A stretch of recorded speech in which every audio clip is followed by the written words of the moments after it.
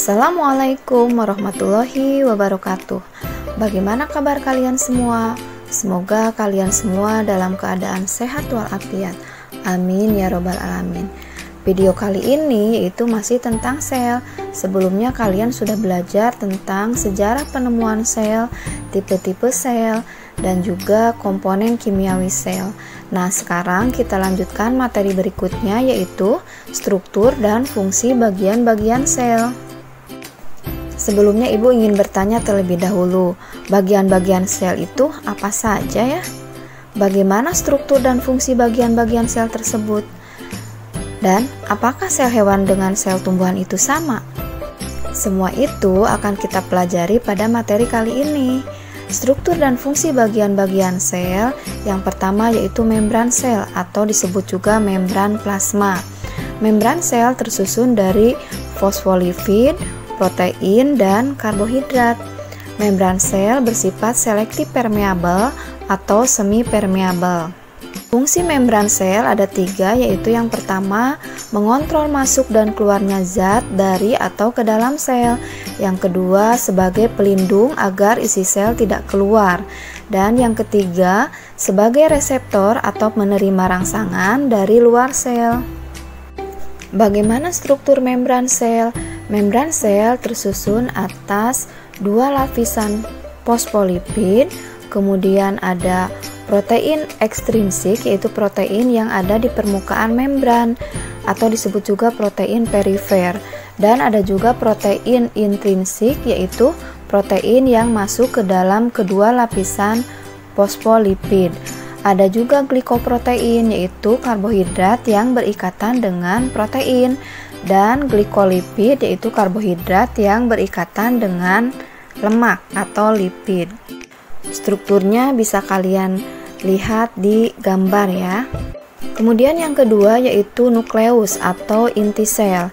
Di dalam nukleus terdapat nukleoplasma atau plasma inti atau cairan inti, kemudian ada nukleolus atau anak inti, dan juga ada benang-benang kromatin. Fungsi nukleus yaitu mengatur semua aktivitas di dalam sel. Yang ketiga yaitu sitoplasma atau cairan sel.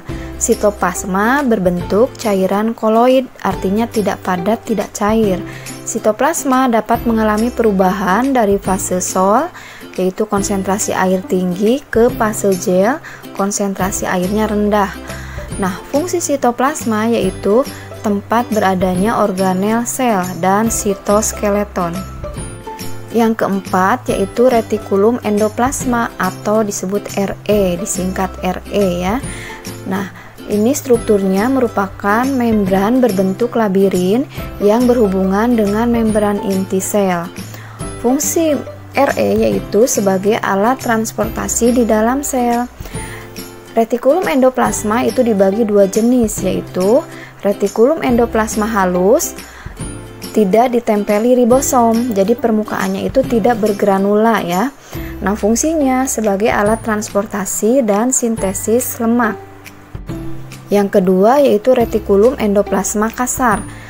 Nah, permukaannya kasar karena ditempeli ribosom. Fungsinya yaitu alat transportasi dan sintesis protein. Yang kelima yaitu mitokondria. Organel ini berbentuk silinder yang diselubungi 2 membran, yaitu membran luar dan membran dalam. Membran dalamnya berlekuk-lekuk disebut krista. Nah, berlekuk-lekuk ini adalah untuk memperluas permukaan sehingga pengikatan oksigen saat terjadi respirasi sel itu lebih efektif. Fungsi dari mitokondria yaitu tempat respirasi sel atau oksidasi sel, dan mitokondria ini disebut juga sebagai gudang energi karena pada proses respirasi sel itu dihasilkan energi berupa ATP. Yang keenam yaitu badan Golgi atau disebut juga aparatus Golgi karena penemunya adalah Camillo Golgi.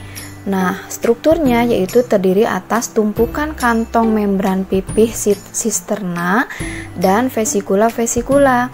Badan Golgi pada sel tumbuhan itu disebut diktiosom. Fungsi badan Golgi yaitu yang pertama berperan dalam sekresi zat.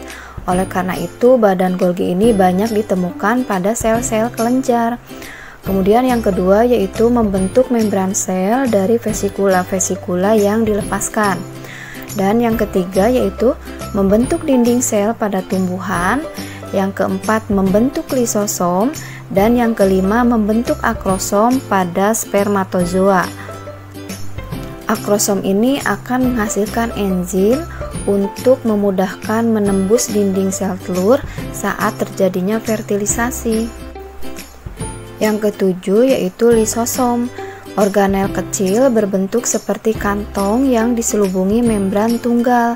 Nah, fungsi lisosom yang pertama yaitu berperan dalam pencernaan intrasel. Yang kedua, berperan dalam proses fagositosis. Fag itu makan, sito itu adalah sel. Jadi peristiwa sel makan ya, yaitu dengan cara menelan dan mencerna partikel yang lebih kecil seperti yang dilakukan oleh organisme uniseluler yaitu amuba. Dan contoh lainnya pada manusia, sel makrofag memfagositosis bakteri atau kuman penyakit lainnya. Dan fungsi yang ketiga yaitu autofag atau menelan dan mendaur ulang organel yang rusak. Yang keempat fungsinya yaitu autolisis atau perusakan sel sendiri dengan cara membebaskan semua isi lisosom. Contohnya peristiwa autolisis yaitu hilangnya ekor kecebong saat metamorfosis menjadi katak. Yang kedelapan yaitu ribosom. Berbentuk butiran kecil dengan diameter 20-22 nanometer. Ribosom ini tidak memiliki membran, makanya ditemukan juga pada sel prokaryotik. Fungsi ribosom yaitu berperan dalam sintesis protein. Nah, ribosom itu ada bagian besar dan subunit besar atau ada juga subunit kecil. Yang kesembilan yaitu peroksisom. Organel yang menyerupai kantong berbentuk agak bulat yang diselubungi membran tunggal. Pada hewan, peroksisom banyak ditemukan di dalam hati dan ginjal. Pada tumbuhan, peroksisom dapat ditemukan pada sel-sel daun. Misalnya pada daun pepaya itu banyak mengandung peroksisom. Dari peroksisom yang pertama yaitu penghasil enzim oksidase dan katalase. Katalase ini berfungsi mengubah H2O2 atau hidrogen peroksida yang bersifat racun menjadi senyawa yang tidak beracun yaitu air atau H2O dan oksigen. Dan fungsi peroksisom yang kedua yaitu di dalam sel hati peroksisom dapat menetralisir racun. Yang ke-10 yaitu glioksisom, sejenis peroksisom yang ditemukan pada jaringan penyimpan lemak dari biji tumbuhan. Fungsi glioksisom yaitu menghasilkan enzim yang dapat mengubah asam lemak menjadi gula yang akan digunakan sebagai sumber energi pada saat biji sedang berkecambah. Yang berikutnya yaitu sentrosom dan sentriol. Sentrosom merupakan organel tempat tumbuhnya mikrotubul yang terletak di dekat nukleus. Di dalam sentrosom terdapat sepasang sentriol. Sentriol berbentuk silinder yang tersusun 9 pasang triplet mikrotubula. Fungsi sentriol yaitu berperan dalam pembelahan sel, yaitu membentuk benang-benang spindle yang akan mengikat dan menarik kromatid ke arah kutub yang berlawanan pada tahap anafase dari pembelahan mitosis maupun meiosis. Bagian sel berikutnya yaitu plastida, merupakan organel penyimpan materi yang diselubungi membran ganda. Plastida hanya terdapat pada sel tumbuhan dan alga.